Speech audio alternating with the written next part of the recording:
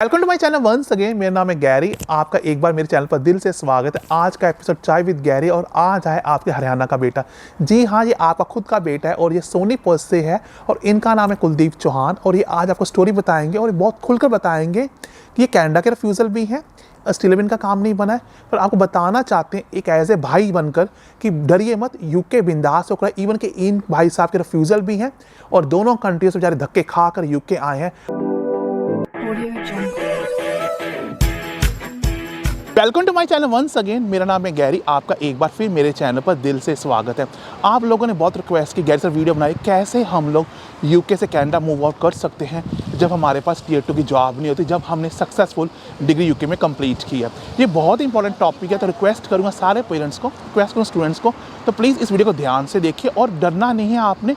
मैंने आपको प्रोवाइड किया हुआ canada.ca की जो वेबसाइट है, वहाँ पर जाकर आप खुद देखना और वहाँ खुद आप जाकर देखोगे कि आप किस तरह वहाँ पर जो फेडरल स्किल्ड वर्कर है वो कनाडा का अप्लाई कर सकते हैं। पर जो लोग मुझे नहीं जानते हैं, मेरा नाम गैरी है। मेरे में एक यूनिक क्वालिटी ये है कि मैं सबका रिप्लाई करता हूँ अपने बड़ा भाई समझकर, क्योंकि ना तो मैं सॉलिसिटर हूँ ना एजेंट हूँ। मैं खुद अपना एक्सपीरियंस शेयर करता हूँ क्योंकि मैंने खुद कनाडा के लिए पीआर की फ़ाइल अप्लाई की थी। जी हाँ, 2006 में मैंने खुद कनाडा के लिए पीआर की फ़ाइल अप्लाई की थी और तब मैंने स्कोर कर लिए सारे पॉइंट, पर तब तक मेरे पास जो यूके में है जॉब मिल गई थी और फिर मैंने कनाडा नहीं गया। तो आपको डरने की बात नहीं है, मैं खुलकर हज़ार लोगों के सामने कह रहा हूँ। मैं भी आप में से एक हूँ, मैं भी पंजाबी माँ का बेटा, जैसे आप लोग माँ के बेटे हैं, मैं भी वैसा ही हूँ। और मैंने भी देखिए डरता था कि मुझे इंडिया जाना ना पड़े, क्योंकि मेरे रिश्तेदारों ने मेरे पर बहुत ताने कसे थे। मेरे लिए इंडिया जाना एक ऐसा था जैसे मेरे एक बार जन्म होकर दोबारा से फिर मुझे डेथ का एक्सपीरियंस करना था। तो मेरे पास ऑप्शन नहीं थी। तो मैं जो बच्चे मेरा वीडियो देख रहे हैं, डरिए मत, यूके से आप बड़ी इजीली कनाडा जा सकते हैं। इवन कि आपके पास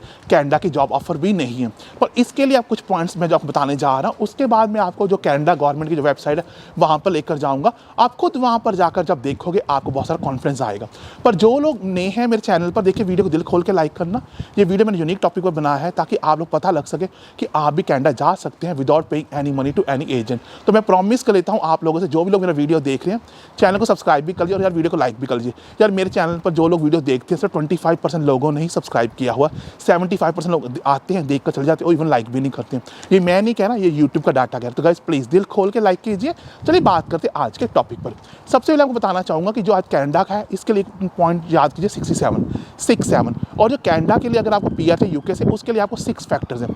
कितने फैक्टर हैं? 6 फैक्टर हैं। पहला आपकी एज, आपकी एजुकेशन, वर्क एक्सपीरियंस, आपकी इंग्लिश लैंग्वेज टेस्ट या फ्रेंच, फिर उसके बाद आता है आपका जॉब ऑफर कनाडा की है, और उसके बाद अडेप्टेबिलिटी। अडेप्टेबिलिटी मतलब कि आप कनाडा में जाकर रह सकते हो, कितना लाइकली है कि आगे जाकर आप वहीं पर ही रहोगे। पर इससे पहले आपके पास आती 3 कंडीशन जो सबको कंप्लीट करनी पड़ती है, जो मैंने भी कंप्लीट की थी। वो सबसे पहली कंडीशन क्या है? ये सबके लिए कंडीशन होती है, चाहे आप डॉक्टर हो, आप इंजीनियर हो, इवन एमबी हो, even MSc international business management भी हो। वो 3 कंडीशन क्या है? आपकी जो एजुकेशन है वो एटलीस्ट सर्टिफिकेट और डिप्लोमा कनाडा के बराबर होनी चाहिए, जो आपकी बहुत ईजी हो जाए, क्योंकि आप यूके की स्टडी कर रहे हो, बैचलर कर रहे हो, तो आप वो फुल टिक कर दोगे। अगर आपके पास 1 साल का एक्सपीरियंस है फुल टाइम का, जिसमें आपके पास आप 30 आवर्स काम कर रहे हो और आप प्रूव करोगे कि पे स्लिप से, और यूके में क्या है 2 फॉर्म होते हैं, सुन लीजिए ध्यान से, P45 और P60। P40 फॉर्म वो फॉर्म होता है जब आप एक जॉब छोड़ते हो तो आप दूसरी जॉब पकड़ते हो तो आपका टैक्स कोड चेंज होता है। और P60 फॉर्म वो फॉर्म होता है जो 1 साल के बाद आपको मिलता है और बताया जाता है कि आपने कितना पैसा कमाया और अभी आपने कितना टैक्स पे किया है। एज लॉन्ग एज आप बैंक स्टेटमेंट, पे स्लिप और P45 और P60 संभाल कर रखेंगे तो आप बहुत एलिजिबल हो जाएंगे कि आपने 12 महीने काम किया। आपने डरना नहीं है, इसमें स्टूडेंट एक्सपीरियंस भी काउंट करता है। एज लॉन्ग एज आपने 12 महीने काम किया है तो मेक श्योर करना, जो लोग मेरा वीडियो देख रहे हैं, अपनी पे स्लिप को प्लीज़ मिसप्लेस मत करना, और गॉड से अपनी बैंक स्टेटमेंट की आज से ही फाइल लगानी शुरू कर लो, और इवन की P40 P60 की प्रॉमिस करो कि आप अपने सारे डॉक्यूमेंट्स को ध्यान से रखोगे और प्रॉमिस करो कि आप भी बहुत स्मार्ट हो जाओगे। तो ये थी सेकंड कंडीशन। थर्ड कंडीशन क्या है? आइलेट्स की। आपने ऑलरेडी यूके में डिग्री की इंग्लिश में, तो आपके लिए आइलेट्स की जो बॉक्स है वो भी टिक करता है। अगर आप तीनों condition, English test, work experience की और एजुकेशन की कंप्लीट कर, जैसे मैंने बताया आपको तीनों, तो आप अप्लाई कर सकते हैं फेडरल स्किल वर्कर, जो कि आप अप्लाई कर सकते हैं विद कनाडा जॉब ऑफर, और इवन कि आप स्कोर कर सकते हैं 67 पॉइंट, इवन की विदाउट कनाडा जॉब ऑफर। तो आपने डरना नहीं। सबसे पहले बात करते हैं एजुकेशन के बारे में। आपको पता है एजुकेशन के पॉइंट है 25 पॉइंट्स। तो एक बार माइंड कर दो, ना मैं सॉलिसिटर ना एजेंट हूँ, मैं सिर्फ यहाँ वो बता रहा हूँ जो पब्लिक डोमेन में, और सेकेंडली मैंने खुद कनाडा में अप्लाई किया 2006 में, और यहाँ मैं अपना पर्सनल एक्सपीरियंस भी शेयर कर रहा हूँ।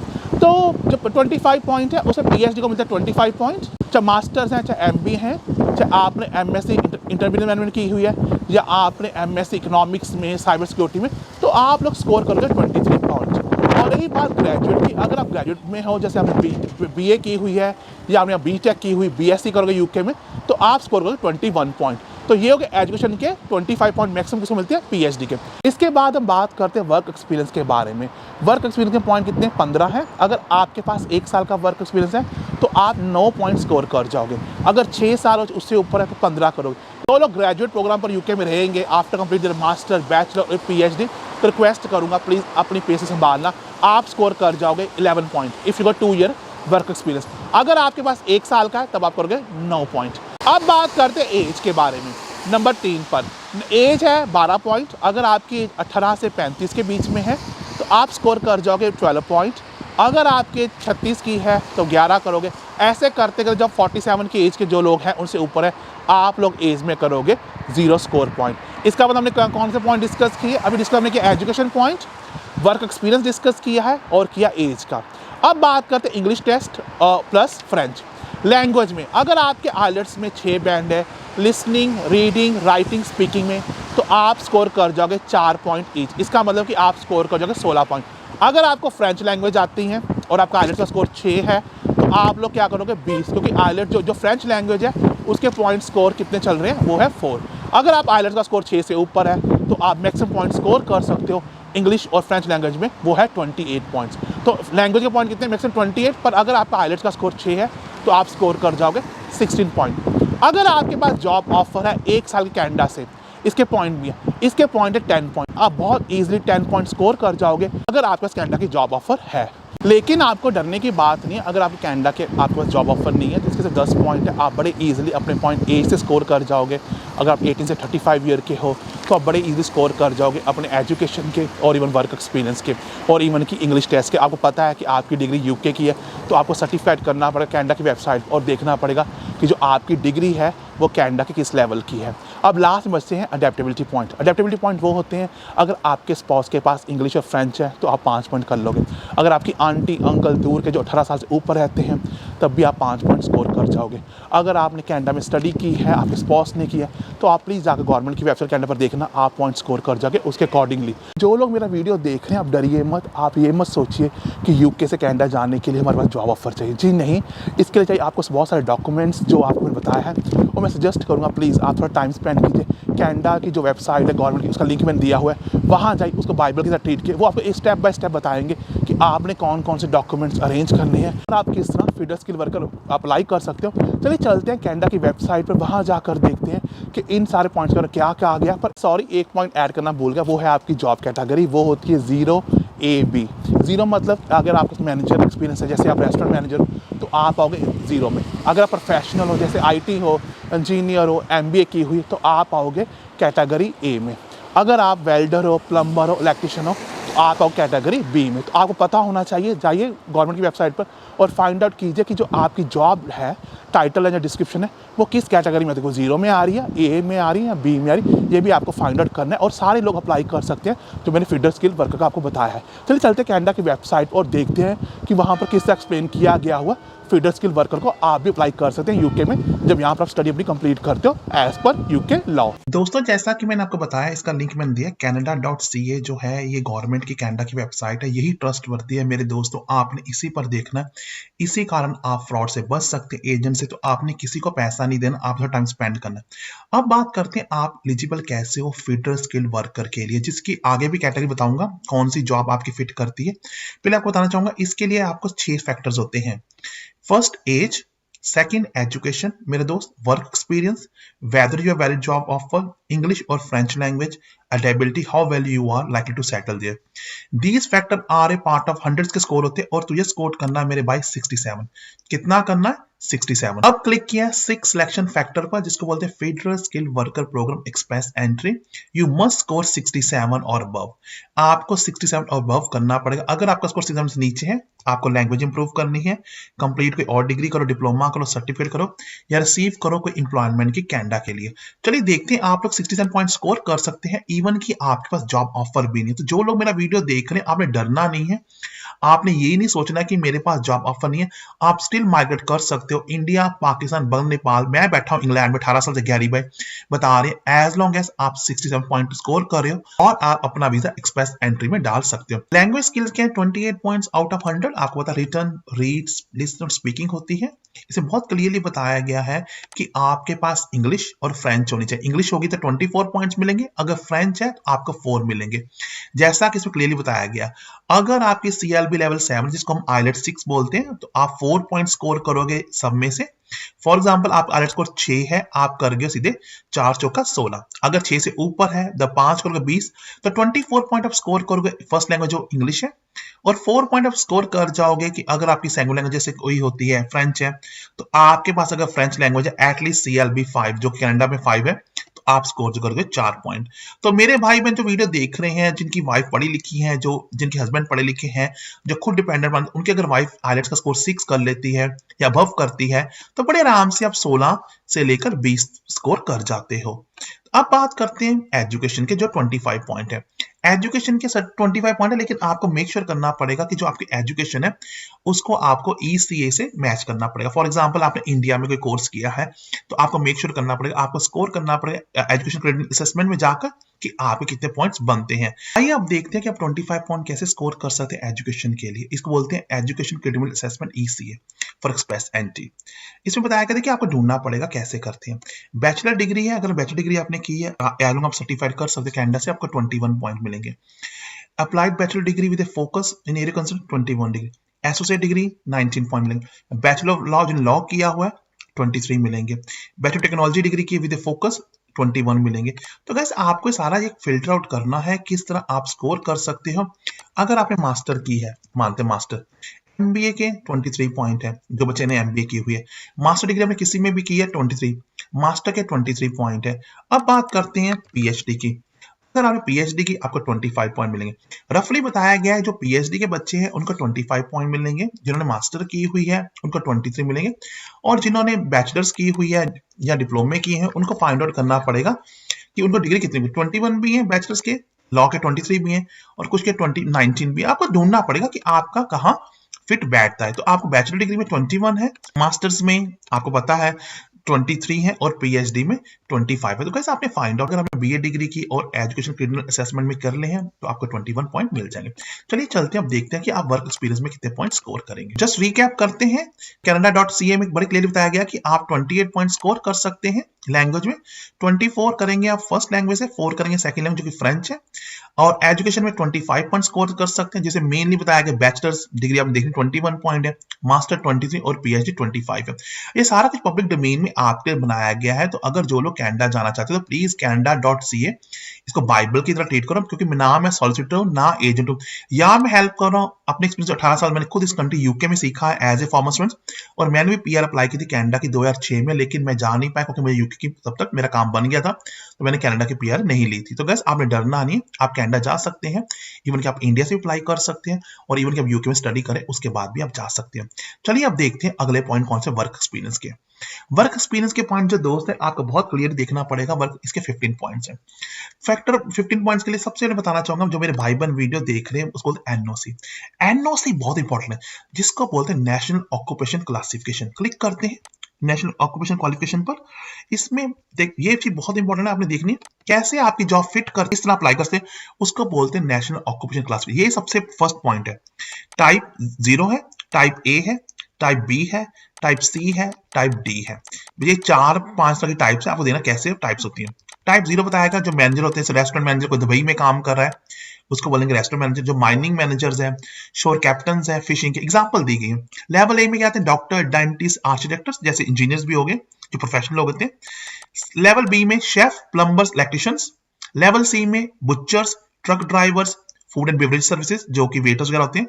एंड लेवल D में जो आते हैं फ्रूट पिकर्स, क्लीनिंग स्टाफ और ऑयल फील्ड वर्कर्स। तो आपको फाइंड आउट करना है कि आपकी जॉब किस में फिट बैठती है, 0 में बैठती है, D में बैठती है, A के B और C में। जो एक्सप्रेस एंट्री है जिसको फिटर स्किल बोलते हैं, उसके लिए आपको टाइप 0, A और B चाहिए to use express entry. But अगर आप लेबर पर आना चाहते हैं, आपकी जॉब C और D में है, आपको डरने की बात नहीं, अप्लाई कर सकते हैं कनाडा में एज ए प्रोविजनल नॉमिनी, और you may be able to come to Canada through the Atlantic immigration pilot और you be able to work here for up to 2 years. तो जो सी और डी कैटेगरी के डरना नहीं है, लेकिन आपको फाइंड आउट करना है दोस्तों आपकी जॉब टाइटल कोड कौन सा है, आपका स्किल टाइप कैसी है, आपको चीजें फाइंड करनी। जैसे अब देखते हैं सीनियर गवर्नमेंट है, मैनेजर्स है 0012, अब फाइल कर दे क्लीनर। अब देख क्लीनर, अब क्लीनर की जॉब में क्या है, light duty cleaner, special cleaner कितने 6731 6732 डी या डी आता है। अब टाइप करते हैं प्लम्बर, सब लिखे 7251। इलेक्ट्रॉनिक इंजीनियर्स क्या थे 2133, वो स्किल आती है ए पर।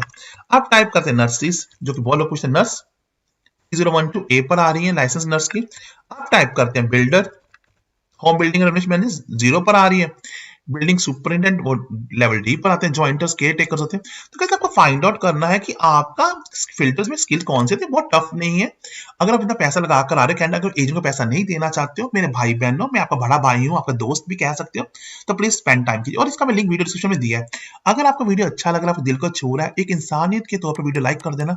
आगे जाकर मैं आपके लिए ऐसे वीडियो लेकर, क्योंकि मैं यहाँ इंसानियत के तौर पर बैठा हूँ, ना मैं कोई एजेंट हूँ ना सॉलिसिटर, यहाँ पे हेल्प करना जो ऑलरेडी पब्लिक डोमेन में है, आप लेवल आपको सिर्फ गाइड करना ताकि आप लोग फ्रॉड एजेंट से बच सको और आप भी अपने सपने पूरे कर सको और अपने बेबे और बापू को एक अच्छी जिंदगी दे सको आने वाले फ्यूचर में।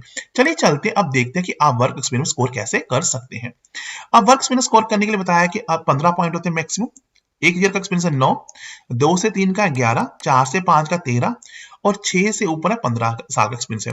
तो अगेन मैं आपको दोस्तों बताना चाहूंगा कि अगर आपने फुल टाइम काम किया है तो आपको 12 घंटे काम करना पड़ता है, आपको 12 महीने काम करना पड़ता है और उसमें आप 30 आवर काम करते हो, ये बहुत क्लियरली यहाँ पर कहा गया है।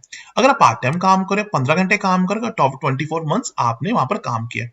आपको मेक श्योर करना है कि आपके पास पे स्लिप्स है और आपके पास बैंक स्टेटमेंट है और आपके पास कॉन्ट्रैक्टर है उस चीज का जो आपने काम किया, ताकि आप लोग प्रूव कर सको कि आपने फुल टाइम काम किया 30 घंटे पर वीक फॉर ए 1 ईयर। अगर आपको पॉइंट स्कोर कितने करने 9 करने हैं, अगर 2 से 3 किया 11, 4 से 5 किया 13 और 6 से ज्यादा 5 किया 15। चलिए बात करते हैं, अगला पॉइंट है एज 12।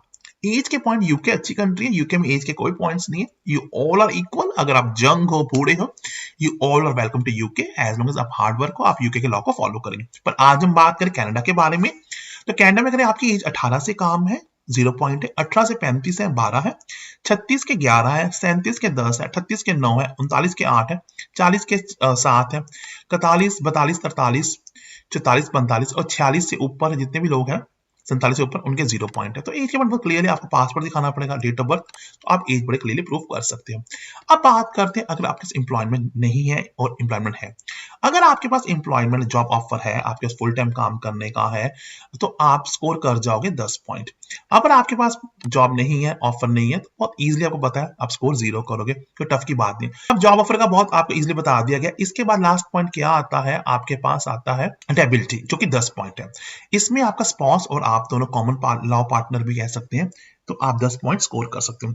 मानते हैं कि आपके स्पोर्ट्स को इंग्लिश लैंग्वेज टेस्ट आती है, तो वो 5 पॉइंट आपको वहां से मिल अडेप्टेबिलिटी, क्योंकि आपका जो पार्टनर आपके साथ आ रहा है। आपने स्टडी कनाडा पीछे की हुई है, 5 पॉइंट स्कोर करेंगे। अगर आपके स्पॉस ने कनाडा में पीछे किए 5 पॉइंट करेंगे। अगर आपने कनाडा फुल टाइम काम किया हुआ है, एज लॉन्ग एज आपने पिछली लिस्ट में काम किया हुआ, पास तो कनाडा में किया, तो आपको 10 पॉइंट भी मिल सकते हैं। अगर आपके पास अरेंज एम्प्लॉयमेंट कनाडा में है, आपको 5 पॉइंट मिलेंगे। अगर आपके रिलेटिव्स कनाडा में रह रहे हैं तो 5 होते हैं। रिलेटिव्स में कौन आते हैं, parents, grand parent, child, grandchild, your spouse siblings, yours and spouse aunt or uncle by blood or marriages, your spouse niece or nephews और grandchildren of yours और your spouse बेटे, तो आप 5 पॉइंट स्कोर कर लोगे। तो गाइस 6 पॉइंट है, repeat करते हैं 6 कौन से पॉइंट्स हैं। एक है आपकी सबसे पहले आती है आपकी इंग्लिश टेस्ट, जो सबसे ऊपर बताया गया। फिर आती है एजुकेशन, जो 25 पॉइंट है। वर्क एक्सपीरियंस 15 पॉइंट है। एज के 12 पॉइंट है। तो उसके बाद क्या है, आपके एज के बाद क्या है, आपकी एबिलिटी के 10 पॉइंट है। तो गाइस आपने 67 पॉइंट स्कोर करने, इसको बोलते हैं फीडर स्किल। उसके बाद आप एक्सप्रेस एंट्री वीजा अप्लाई कर सकते हो, जो रफली विद इन 6 मंथ आ जाता है। अगर आप अप्लाई करते हो दिल्ली से या लाहौर या नेपाल से या ढाका बंगलादेश से, तो आपको आ जाता है। तो ये था आज का वीडियो, मैंने आपको बताया कि आप खुद घर बैठे अप्लाई कर सकते हो। सिर्फ 6 सिलेक्शन एंड फैक्टर्स है, जिसको feeder skill worker. Thanks very much for watching this video. आप यूके से कनाडा कैसे जा सकते हो। आई होप आपको ये वीडियो अच्छा लगा, तो प्लीज़ वीडियो को दिल खोल के लाइक करना और वीडियो कमेंट में लिखना आप कौन, जब तक बताओगे नहीं आप मेरे सब्सक्राइबर कौन है, तब तक मुझे पता कैसे लगेगा कि मेरे सपोर्टर कौन है और कौन मेरे चाहने वाले। तो प्लीज़ वीडियो कमेंट में लिखना आपको वीडियो कैसा लगे, अपना नाम। तो ऐसे ही मैं, अगर आपको कोई और वीडियो चाहिए होगा, कोई यूनिक वीडियो जो किसी और यूट्यूबर ने भी नहीं बनाया है, प्लीज़ बताना। आपको रिमाइंड कर दूँ, ना मैं सॉलिसिटर और ना ही मैं कोई agent. Thanks very much watching this video. I hope कि आप स्टडी यूके वेल करोगे, आई होप आप भी अपने माँ बाप के सपने पूरे करोगे। आई होप आप भी प्रूव करके बताओगे कि आप भी एक माँ के अच्छे बेटे हो।